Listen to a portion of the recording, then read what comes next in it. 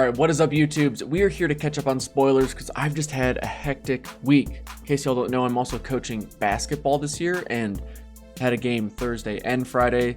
Getting home from the game, been a super long day, but again, gotta get caught up on spoilers because I'm working on a couple other videos, including the draft guide and the intro to Kaldheim, which I'm hoping to have out next week ASAP. So this may be my last spoiler review video, but with that, let's just jump into, I'll say the highlights because we got like 2.5, 3 days to cover, so I'm not going to read every card because that's just a bit much.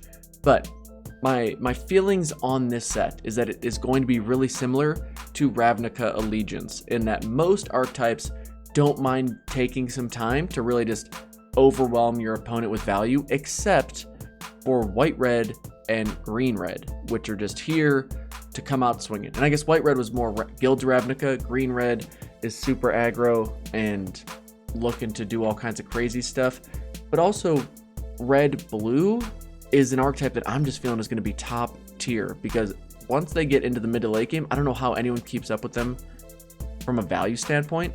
Angels looks really strong as well, but we're going to see like white seems to be the most aggro color, then red, black's all right, green's probably the third most aggro color, and then blue is the most just chilled, laid back. Chilled as in snow, permanent focused.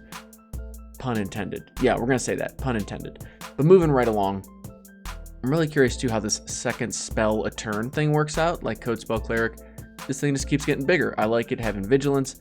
These one-drop commons in this set also look pretty spicy, which in a way is really going to reward those that have a lower curve, because if you get 2 or 3 spells down and you're pumping your stuff, you're adding to the board, you're going to be hard to keep up with. So yeah, I think white-red looks like a fun archetype. I don't really want to play aggro much in this set. I want to do more. I just want to play more, and I've got another rant real quick. It feels like when every card in a set is good, it takes away from drafting and rewards better draws than better drafting. There's something I'm not digging about the set after looking at the last handful of days of spoilers. The artwork is not one of them though. The artwork still looks incredible. These are just the new, look at that throne. I didn't expect this many Game of Thrones, what feels like references. We got Torolf here, who's like Thor. That's a sweet looking hammer. This thing has to look awesome in foil. Cannot wait to see that. But it's cards like this that really makes me feel like Giants is going to be so difficult to keep up with. This thing ETBs and is going to ping something for at least 1 or 2. And on turn 4, I assume you're going to have at least 1, if not multiple targets that you're ready to blow up with this thing. You got things that are helping you either ramp or reduce the cost of your spells, which red and blue always wants and will benefit from. And then we're also seeing super efficient creatures like Pilfering Hawk, which is a great, hey, I'm just going to stop any of your early pokers and make sure I find the cards I need as quickly as possible. It's just a really solid creature. Weathered Runestone seems like it could be fine for constructed. I don't know. You're going to play it in limited. If you do, it's most likely as a sideboard card. Squash, I just love this art. How do you not like this artwork? How is this not some of your favorite artwork in the set? Costs 3 less if you control a giant, and then it does 6 damage to target creature or planeswalker at instant speed, which in most cases I assume is only going to cost you 2 mana. It's just, that's a quick squashing. If you know what I'm saying. I don't know why you wouldn't know what I'm saying. Shepherd of the Cosmos, another card I'm excited to see in foil. When it ETBs, return target permanent card with converted mana cost 2 or less from your graveyard to the battlefield. Ooh, that's efficient. Especially if you foretell it out on turn 4. Get back your 1 or 2 drop with a 3/3 flyer.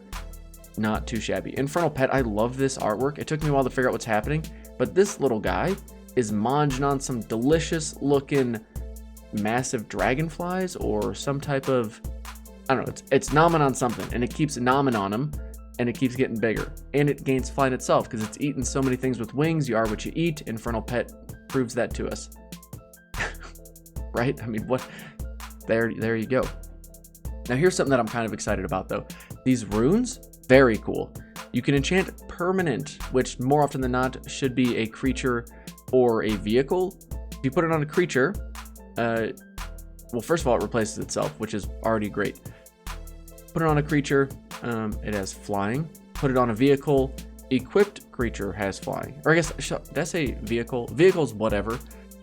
No, vehicle's fine, because when you crew the vehicle, it becomes a creature, thus it has flying. Or you throw the rune, like you are putting a rune on some other equipment. I'm trying to scroll up hoping there's something there, but there's not.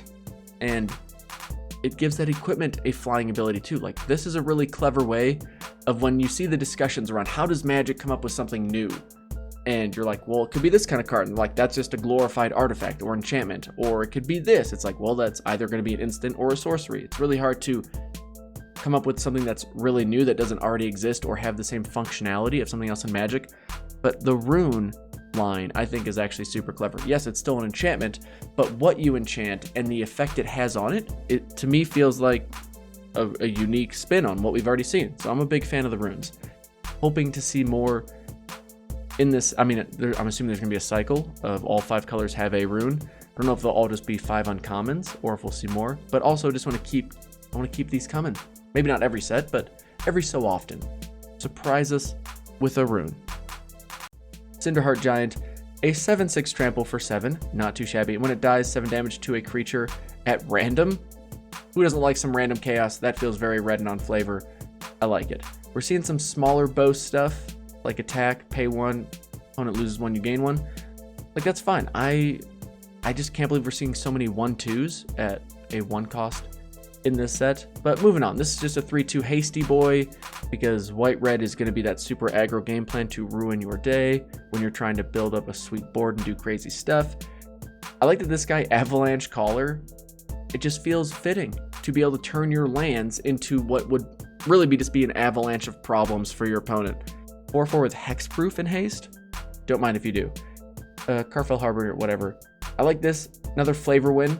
When it ETBs, you get to tap something, but if it's a snow land that was used to play it, you get to like put some frost on that thing. Takes an extra turn for it to chill out. Great. Cyclone Summoner, gonna lose games to this 100%, because when it ETBs, you're losing everything and your opponent gets to keep, I'm assuming, most of the things on their board, or creatures like giants, wizards, and land. Those token strategies too, especially elves, are going to be smashed by this card often. Battle of Frost and Fire, another Game of Thrones reference. And this is another card that I was thinking red blue's issue was going to be early game tempo, where like they just get outraced because they can't keep up. They're playing one big body come like turn 4 and beyond. But if you're up against that token deck and they go 1, 2, 3, they got a combat trick or 2, you just get overrun. But I keep seeing cards like this. Red and red blue has like multiple board wipe essentially type cards. 4 damage to each non-giant creature and each planeswalker. Like, that's huge. You slap this thing, say you play something on turn 4, you blow up some of theirs, turn 5, you play this thing, you just wiped your opponent's board, and now you are just getting started. I don't know how you recover from this if you're playing a competitive deck against blue-red. If you're playing anything aggro or tempo, good luck overcoming the Battle of Frost and Fire. Drauggr's Helm, I think this is one of the better artifacts in the set. One of the better enchantments, I should say. Giving your creature +2/+2 and menace is quite good and limited. We'll see some more here though in a second. Wing of the Cosmos, here's a nice combat trick where you just get to eat something, and it could be something with flying, which we're going to see in the set as well. Goldvein Pick, I just love this card. +1/+1, and then whenever you deal damage to an opponent with this creature that's equipped, you get a treasure token, because you found that Goldvein, boom, give me some gold, love it. Funeral Longboat, here's something you can put a rune on it, and now you're a flying Funeral Longboat. But for only 2 to get a crew 1 that's a 3/3 with vigilance, like this just seems pretty efficient, yeah? Like, call me crazy, big fan of this. Mystic Reflection, janky goodness, make 1 creature huge. Like, this will be great for the giant decks for sure. Don't know who else is going to want it. And it may not be great for limited because it's one of those like, it's like win more type cards, potentially. But in constructed, I'm excited to try this out. The Bears of Litjara. The crazy thing about this is that any number of target shapeshifters you control become or have base power toughness 4/4. Not for the turn, but forever. So I don't think you're going to play this on curve, because that's not super helpful. But actually, I mean, it's still fine. Chapter 1, you get a 2/2 that becomes a 4/4 that then blows something up. or destroys it, planeswalker or creature, great. But if you play this thing even later in the game and you got multiple shapeshifters, you're feeling good. Island, my favorite basic land, with my hopes that the foil in this is sick looking. Although this swamp, this swamp. These two are the best looking lands. Don't know if it's gonna be the best archetype, but when you got cards like Narfi Betrayer King, Narfi sounds a lot better than Narfi Betrayer King. Other snow and zombie creatures you control get +1/+1, and then you can pay 3 snow lands and return it from your graveyard to the battlefield tapped. The fact that you can do this at instant speed makes this card feel like it's just unbeatable and limited. Because it's like, oh, I attacked with this thing. You don't eat it? Great, you take 4. Or whatever. Or I use it to block and eat your biggest creature, or trade, or whatever. And just for 3 mana on your end step, I bring it back every chance I get. I get that's a big mana investment, but in limited, it's one you don't mind making, especially if the board gets even close to stalled out. That seems pretty efficient to me. Whenever you cast your second spell, create a 1/1 white spirit token, and then what's going to happen? Giants are just going to blow them all up. That's what's going to happen. If they don't, you'll be happy about it, but a 3/3 here, that whenever you're dealing excess damage to stuff, you get to draw a card. Super efficient. And then Fergia's Retribution, this is probably one of the sagas I also expect to lose to when I'm playing against Angels. So you get to create a 4/4 Flying Vigilant token for 4 total mana. Not too shabby. Till end of your turn, you have Angels that all say tap, destroy target creature with power less than this creature's power. In this set, almost every Angel seems to have Vigilance. So what happens is, I go to combat, hit you for like 12 in the air, and then before the end of my turn, I'm going to destroy all of your creatures. Yes, I have to tap my creatures, but you know what I'm not worried about? You attacking, because I just destroyed everything you had. Have a great day. And then, on my turn, if you're still alive, all my stuff has double strike. Have a good day. Thanks for trying. Frostspeak Yeti. I guess if you know the password in Frost, you just can't be blocked, as it will show you. And then Carfell, Kennel Master. This card seems pretty good. I feel like the ETB gives something indestructible is nice, and the +1/+0, just make sure it gets through it. This card right here, I'm going to hate. Snowlands your opponent's control enter the battlefield tapped. Fine. But non-creature spells your opponent's cast with converted mana cost 4 or more cost 2 more to cast. If you play this thing and they play it on curve, I don't know how you keep up with it. Because you can't play a 4-drop until turn 6. And you better not be relying on Snowlands to come in and hopefully help you get to where you gotta go, because, well, they're gonna ETB tapped. And this is just a sick looking card. It's the same thing as this, but it's like the fancy version. Oh yeah, and the artifact side, it's don't know the card. Sphere of Domination or whatever. I don't think that's it. But it prevents 1 damage to permanents you control. It seems super helpful in combat, especially in aggro racing matchups where your opponent's trying to trade away like perfectly matched numbers. You know what I'm saying?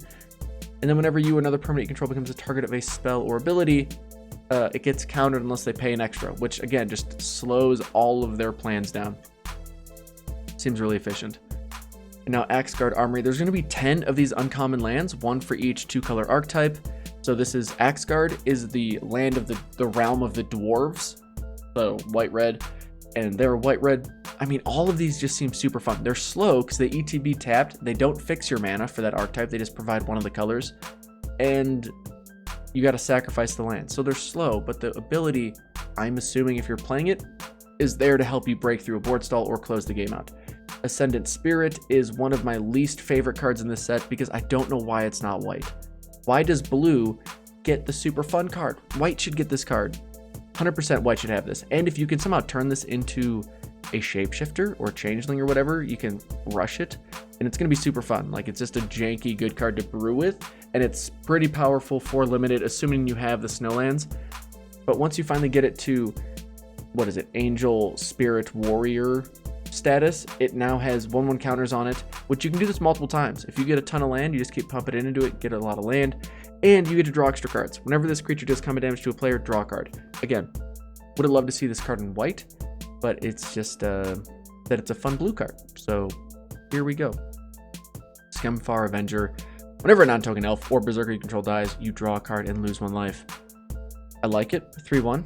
Kind of nice. Replaces itself when it dies. I I don't know how the token decks are going to survive against the red decks. That's my concern. And the only way you can beat it is by beating them before they get to draw anything. And again, like that gets me back to I feel like the set is going to reward just good draws against better drafting, unless there's some way you can prioritize protecting your deck against other stuff. And I guess I'm kind of focused on best of 1. Best of 3, there's going to be more flexibility. You can adjust on the fly or in a match. But in best of 1, that's going to be tough. Going to be tough. Poison the Cup. I like this. Getting to see some stuff that gets bonus value if you foretell it. And in total have to pay 1 extra land. But you actually have to pay 1 less black, which could be worth it. Depending on your starting hands and where you're at. This could be, or this will be a top tier limited pickup. But I don't know how, like, will it see constructed play? Potentially. Just have to wait and see. Valkyrie Sword, here's another awesome equipment. I think with most of these, you're going to want to play it with this extra, hey, when it ETBs, pay the bonus mana, which would make this 7. Like, that's a lot. 7 mana, it's kind of slow, but then you end up with a 6/5 flying vigilant creature. Kind of good. Equipped creature gets +2/+1, not so good. So, like, this is one you definitely want to play when you can pay the extra mana. Kind of wish it gave it flying or first, like, just something fancier for 3 mana. Yeah, all right, I digress. Revitalize, reprint, In Search of Greatness. I just love, hey, we get to see a couple of the Cosmos monsters. It's just an awesome named card. And for 2 green, you get an enchantment at the beginning of your upkeep. You may cast a permanent spell from your hand with a cost equal to 1 plus the highest converted mana cost among other permanents you control without paying its mana cost. And if you don't, scry 1. Maybe you're like, hey, you know what? I'm going to pass this turn because I don't know how to read this card. I got to really think through it. But just 2 green, scry 1 is not the worst thing in the world. Not that I'm saying you should play it just for that, but maybe you should play it just for the art. Sure, let's do that. Dwarven Reinforcements. I just love the artwork for some reason. I feel like these dudes are ready to get after it. Go team. Get to see the Elven tap land here. It acts as removal and creates you a couple tokens. And these are slow. Like, these don't feel like cards that are overpowered and you're going to see very often. Like any of these tapped archetype focused lands. But I like the idea of it's slow, but it gives you a lot of value in the land slot in a limited deck. I feel like those are going to be important or valuable, and playing the right ones at the right time definitely help you in a draft. This is probably the best named one though. Not Vold, Slumber Mound. Good deal. All right, Tundra Fumarole, just giving you more benefit for the Snowlands, and I'm glad to see red get some love here too, not just blue and green. Scorn Effigy, I think this is kind of funny that the foretell is 0, so you can pay 2 and just wait and save yourself a mana, get a 2/3. Or, I guess if you just really want to pay 3 and get it down ASAP, there you go. Don't know why you would play this unless you have Artifact or care about Scarecrows, or care about foretelling stuff. Could also be a reason to do it. But this is not a card you play just because you only play this card if it has bonus synergies. And there should be a lot of those synergies in the deck to make it worth it.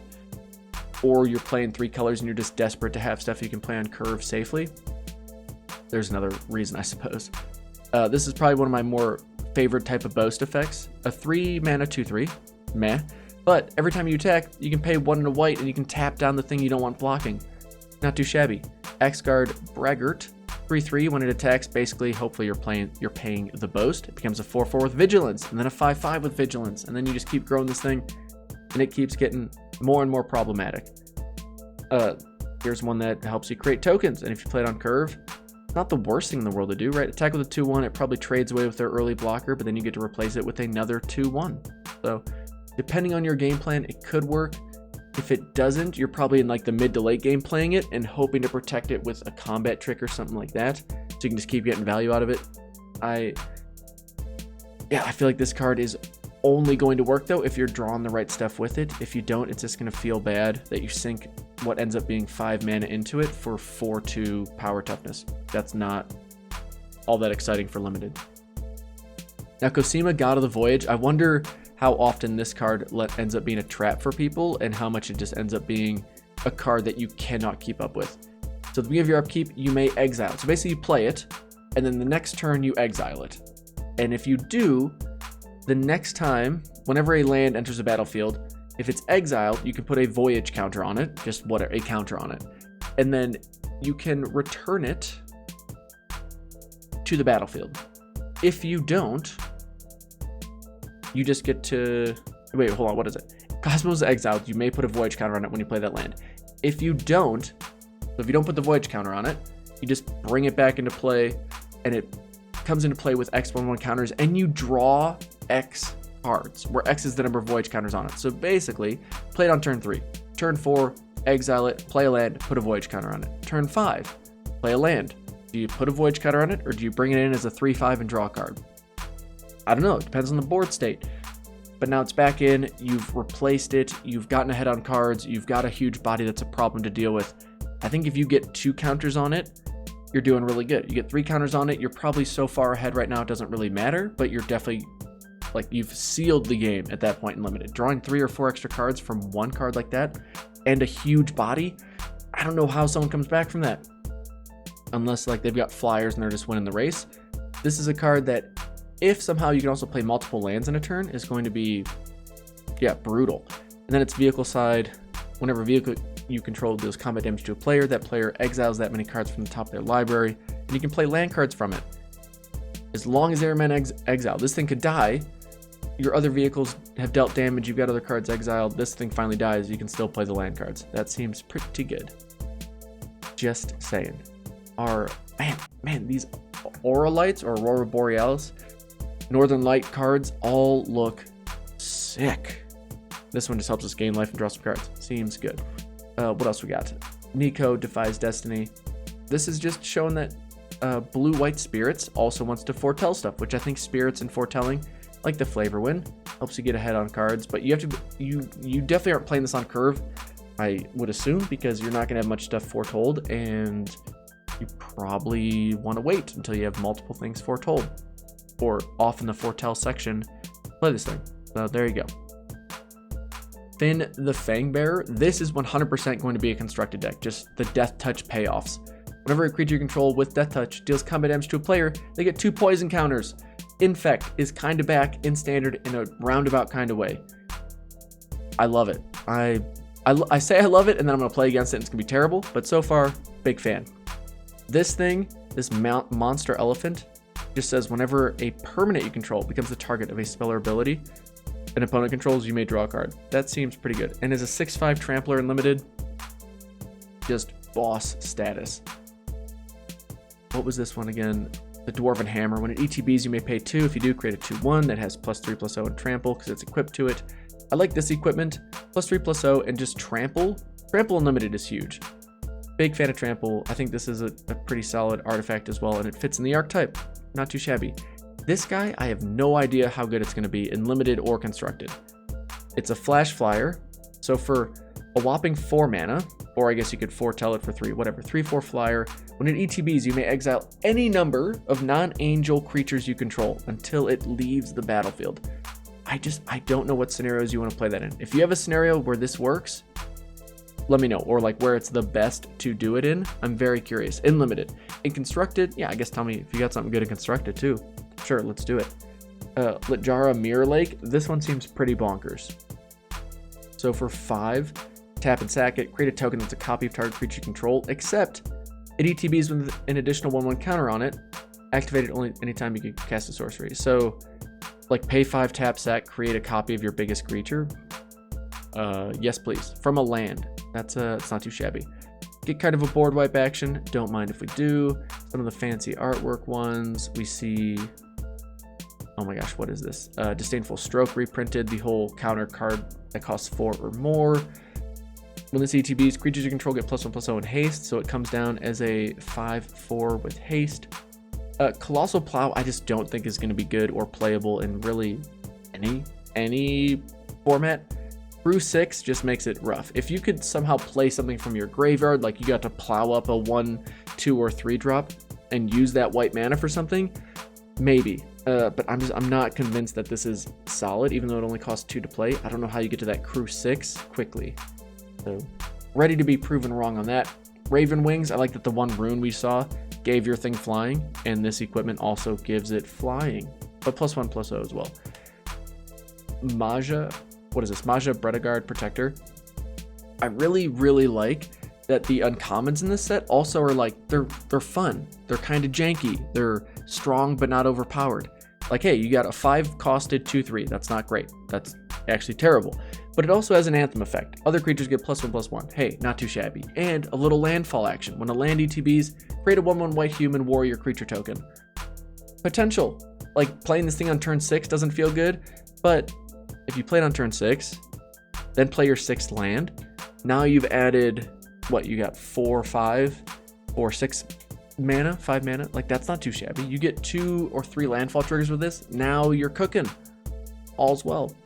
But just playing it like on curve by itself to hang out and do nothing for a turn, I don't know how it's gonna go. But white green, so green black, white green, white red, all feel like they're looking in some ways to go wide and overwhelm your opponent, which I guess in a way is kind of exciting. I feel like green, blue, I'm just not sure what they're doing. They want shiftiness.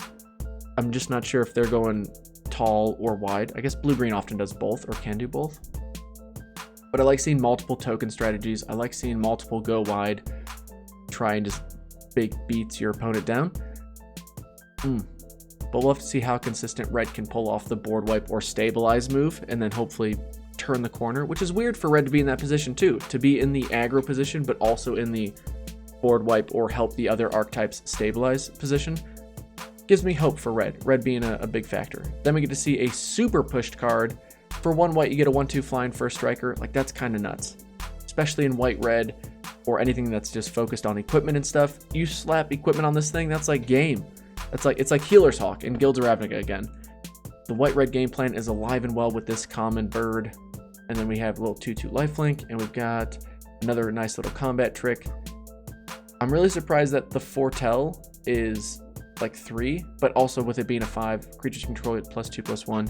You know, it's an somewhat overcosted combat trick, but still fairly solid.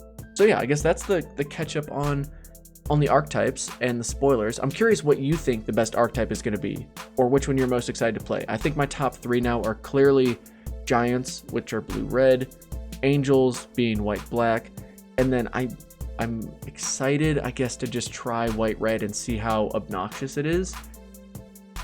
But I feel like that's what I'm going to get the most sick of, because it's just, it's aggro.